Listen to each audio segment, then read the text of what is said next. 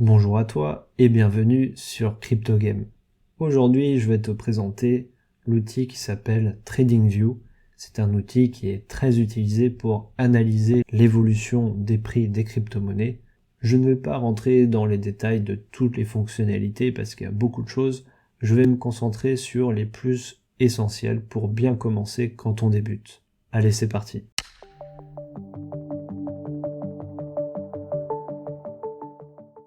La première chose à savoir, c'est comment atterrir sur cet écran. Là où tout se passe, où tu as le graphique, où tu as les cryptos que tu as sélectionnés, lesquels tu veux observer, et tu as les options à gauche ici, les options en haut. Je vais te montrer ça. Partons du début. Mettons que tu pars de Google et tu tapes TradingView. Donc tu cliques ici, TradingView. Et là, tu vois, tu n'atterris pas sur la page où il y a le graphique et tout ça. Tu atterris ici. Et il n'y a même pas le Bitcoin, il n'y a même pas les cryptos ici. Tu peux utiliser TradingView pour d'autres choses. Par exemple, ici, tu as le SP500, etc. Tu peux sélectionner ici les valeurs du SP500. D'ailleurs, je l'ai ajouté ici. Mais cet écran, c'est pas l'écran sur lequel tout se passe.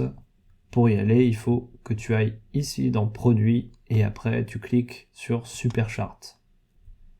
Et là, tu atterris sur l'écran où tout se passe. Allons-y, qu'est-ce que tu as besoin de savoir? La première chose, c'est sélectionner les cryptos que tu as envie d'observer, celles que tu as envie d'analyser.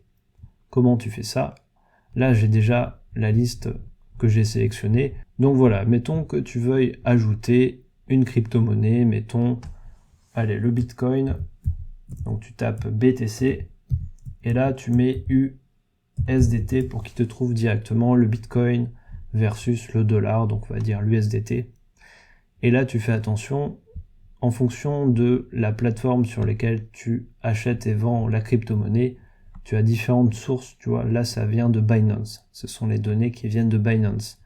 Ici, ce sont les données qui viennent de Bitget, etc. Donc si tu utilises Binance, bah, tu sélectionnes cette ligne-là.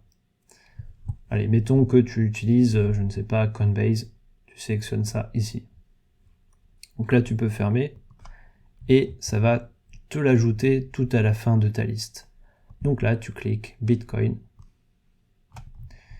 Alors voilà, la première chose que tu peux faire, c'est zoomer. Donc là, c'est la molette sur la souris. Tu zoomes comme ça, mais tu vois, ça zoome pas en hauteur, ça aplatit un peu le prix. Donc tu zoomes en hauteur avec cette barre ici. Voilà, tu appuies sur la gauche de ta souris et tu fais défiler en haut ou en bas. Voilà, ça va te zoomer en hauteur. Et après, tu redézoomes un petit peu globalement. Et là, tu vois, c'est trop en hauteur, donc tu peux ajuster comme ça. Voilà, et tu peux déplacer aussi, tu cliques et tu déplaces. En réalisant le montage de la vidéo, je me suis rendu compte que j'avais oublié une option qui peut être pratique, que je n'utilise pas trop, mais c'est très pratique pour zoomer, c'est tout simplement ici, tu vois, grossissement, la loupe, tu cliques une fois sur le plus, et tout simplement, tu peux zoomer comme ça. Tu peux zoomer, alors faut que tu rappliques, tu recliques si tu veux zoomer une deuxième fois. Et si tu veux revenir en arrière, tu cliques réduction, on dirait que ça te renvoie à la vue d'avant. Moi je fais pas trop ça, je fais plutôt avec la molette, et après j'ajuste comme ça. Mais à toi de voir, tu peux aussi faire comme ça, choisir la zone que tu souhaites zoomer, et ça marche aussi. Autre information de base, bah, si tu veux aller d'une crypto à une autre, tu sélectionnes simplement ici, par exemple le BNB, tu vas aller voir le BTC ici, le TH, etc. Bon, tu vois, j'ai mis plein d'indicateurs ici, c'est pour moi, c'est un peu fouillis, le mieux c'est de un peu épurer. Bon, pour la vidéo, du coup, c'est pour ça que j'ai rajouté un symbole tout neuf où il n'y a pas toutes ces choses, voilà, pour y voir plus clair. Autre chose à savoir, c'est que tu peux changer l'échelle de temps. Ici, c'est une barre, un jour. Donc ça, c'est le type de graphique qui est le plus utilisé pour analyser les prix. Une chandelle, une unité de temps, là, ça veut dire c'est un jour. Et la mèche en haut, c'est le prix maximal qui s'est négocié durant la journée. Ici, par exemple, le prix maximal du 13 novembre 2024, c'était on va dire 93 101 $, et le prix minimal c'était, tu vois, 86 201 $. Ici, il y a eu plus de volatilité, tu vois, sur cette chandelle. Quand c'est rouge, ça veut dire que le prix à la fin de la journée, ou de l'unité de temps si c'est pas la journée, bah, il est inférieur au prix d'ouverture. À l'ouverture, c'était ici, et à la fin, c'était ici. Donc, ça a baissé le prix, donc la chandelle, elle est rouge. Et l'inverse, quand le prix au début, tu vois, c'était ici, et à la fin, il est ici, donc ça monte, donc c'est vert. Et donc, je disais que une chandelle ici, c'est un jour, parce que j'ai sélectionné un jour, ici, tu vois, tout en haut. Mais tu peux aller voir, par exemple, à la semaine, pour aller dézoomer un peu. Tu vois qu'à la semaine, une chandelle, c'est une semaine. Tu peux aller voir plus précisément à 4 heures, par exemple, et là, tu as plus de chandelles. Ça veut dire que 4 x 6, 24, tu as 6 chandelles pour une journée. Et tu peux même aller vraiment très fin, tu peux aller voir à la minute carrément. Mais bon, ça, si tu veux investir, c'est pas une bonne idée d'aller voir à la minute, c'est plus après pour les traders. Alors je vais me remettre en daily. Une chandelle égale un jour. Alors là, tu vois, il y a une astuce pour aller plus vite, pour recalibrer ta vue. Tu fais clic droit et réinitialiser l'affichage du graphique. Ça va en quelque sorte te réinitialiser ta vue pour avoir un calibrage qui est à peu près propre que tu peux réajuster ensuite. Il y a un truc intéressant que j'utilise souvent, que la plupart des gens utilisent souvent, c'est mesurer c'est quoi l'évolution de prix de ce point par exemple jusqu'à ce point. Tu veux savoir de combien de pourcents ça a monté. Tu cliques ici sur la petite règle.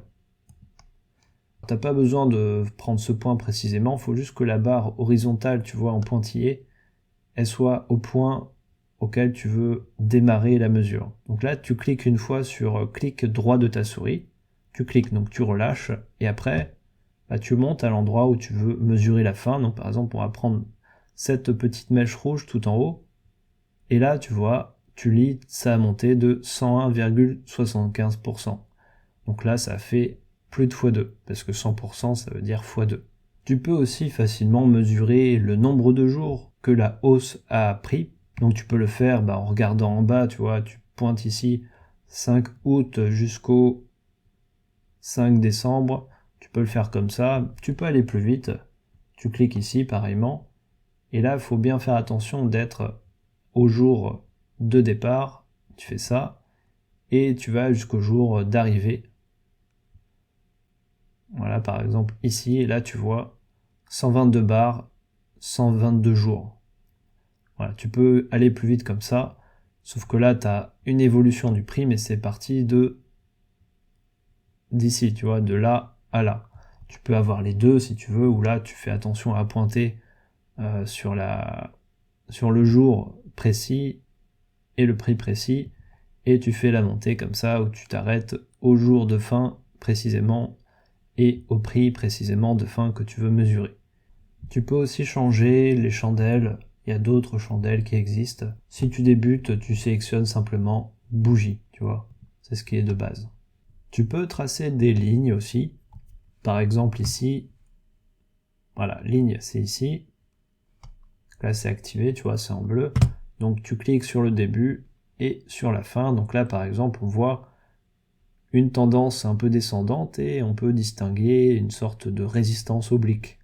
Tu cliques une fois et là tu vois, tu as ta résistance oblique. Tu peux même la copier-coller pour en mettre d'autres. Par exemple, tu la sélectionnes, tu fais CTRL-C, tu cliques ailleurs, CTRL-V, et là ça te la reproduit. Et j'aime bien faire ça pour détecter les drapeaux. Tu vois, par exemple ici, ça semble être un peu par là, une résistance en bas. Et là, tu vois, tu peux détecter un drapeau comme ça. Le drapeau, c'est une figure chartique bien connue. C'est une figure bullish, ça veut dire que ça a plus de chances de casser vers le haut que vers le bas, et c'est ce qui s'est passé, tu vois ici. Je reviendrai plus tard sur ce genre de figure graphique. Là, je te donne les points essentiels pour utiliser TradingView. Donc, continuons. Tu peux tracer plus simplement les résistances et les supports. Tu vas ici, il y a une petite flèche, tu vois ici, tu cliques, et tu as accès à d'autres types de lignes. Et là, tu fais par exemple ligne horizontale. Donc là, mettons, tu te dis, là, il y a une résistance ou un support.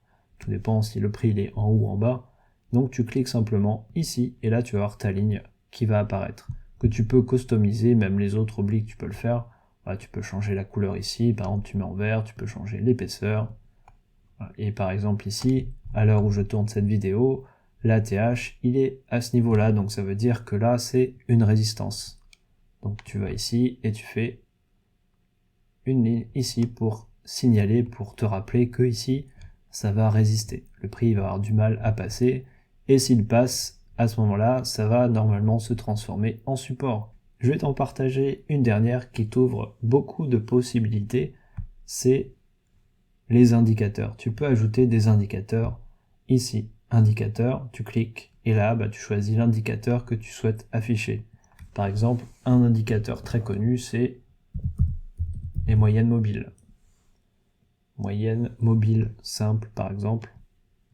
Voilà, tu l'ajoutes, et là, ça y est, tu as ta moyenne mobile, qui est en bleu. Tu peux modifier ici les paramètres, donc configuration.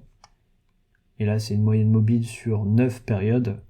Donc par exemple, si tu mets 50, je ne sais pas, d'accord, là ça va changer un peu, tu vois, c'est sur 50 périodes. Tu peux l'enlever, tu peux la réafficher de cette manière, et si tu veux l'enlever, tu appuies sur la petite corbeille ici, retirer, et là il n'y est plus. Et pareillement, si tu veux enlever les lignes, tu la sélectionnes, tu fais supprimer, elle s'enlève.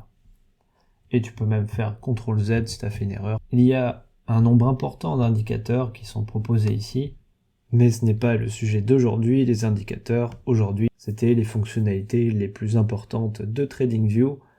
Donc je t'ai présenté celles que j'utilise quasiment quotidiennement, c'est les principales fonctionnalités que tu as à connaître pour commencer à utiliser TradingView. Et avec ça, tu as de quoi analyser. En tout cas, si la vidéo t'a appris des choses, si t'as apprécié, laisse un like, ça soutiendra la chaîne, et abonne-toi si tu veux être tenu informé des prochaines vidéos qui sortiront prochainement. Abonne tes potes aussi qui sont intéressés par ce domaine. C'était Julien sur CryptoGame, prends soin de toi et à la prochaine.